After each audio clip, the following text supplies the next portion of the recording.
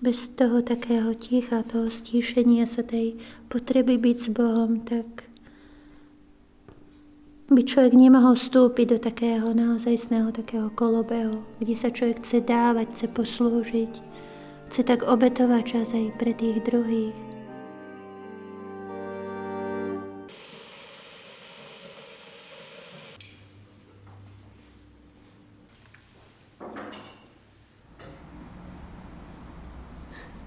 Keď poviem, že aké krásne, niečo, že krása, tak to všetci sa smejú, lebo jasne, že Blažka krása, nie, aké je všetko krásne a tak, ale u nás na našej dedinke sme mali jedného kňaza, to bol vlastne taký mladý muž. Jeho také životné, ako keby moto naozaj bolo, že krása obklopujúca človeka pôsobí spätne na jeho vnútro.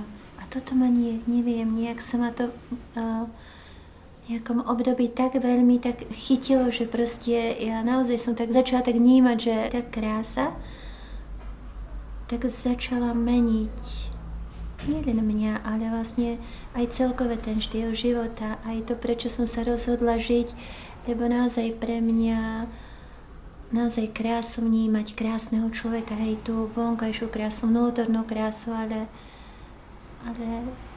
taký samotný vrchol tej krásy je sám Boh.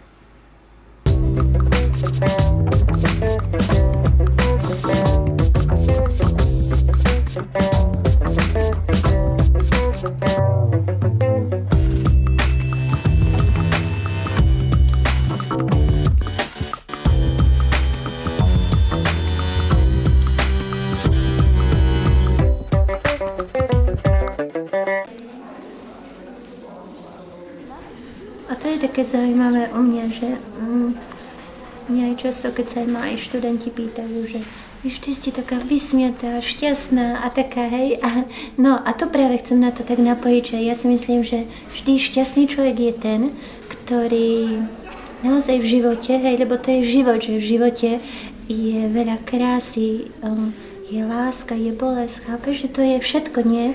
To šťastie vlastne, všetko to, čo nám naozaj ten život prináša, tých krásnych momentoch, aj tých možno takých bolesnejších, ale si myslím, že práve tam ide o také premostenie, nie také prepojenie, čo nás naozaj robí šťastnými.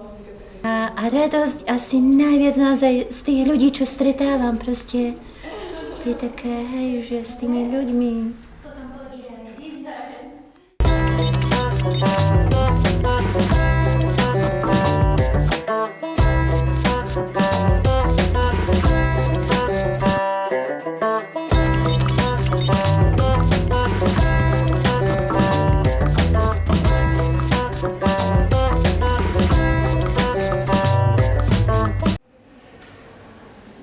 Niektoré ľudia mi to povedia, že ty tak chceš utiec z tej reality, hej, že z toho, aká je. A ja si myslím, ja im stále poviem, ja ju veľmi dobre vnímam, ja ju veľmi vnímam, to všetko. Ale aj tak v tom všetkom, ako to vnímam, aj tak čosík, hej, tá krása, čosík ma to tak cez tú krásu, práve cez to umenie nejaký taký dotyk tej večnosti, dotyk neba, hej, že ma to niekde, že je to práve cez to umenie cítim, takéto premostenie. Neviem, ja som strašne šťastná to, čo žijem, hej.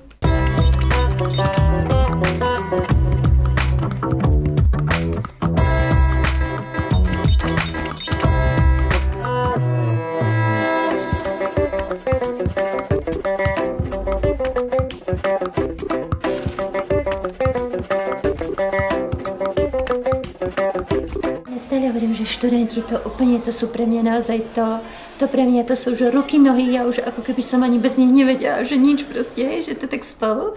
To sú tí moji borce, do Moskva, tak sadička, pozri, jak sa oni sa hápia.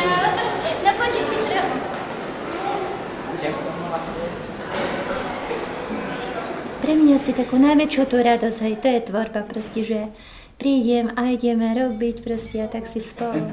Chlapci, ešte kým začneme, počkajte moji, pozrite si tam trošičky. Každý človek, každý z nás je taký umelček, ako ja hovorím, že taký umelček. A my sme asi takí boli tvoriví ľudia. Aj v tom všetkom, čo robíme, to je úplne jedno,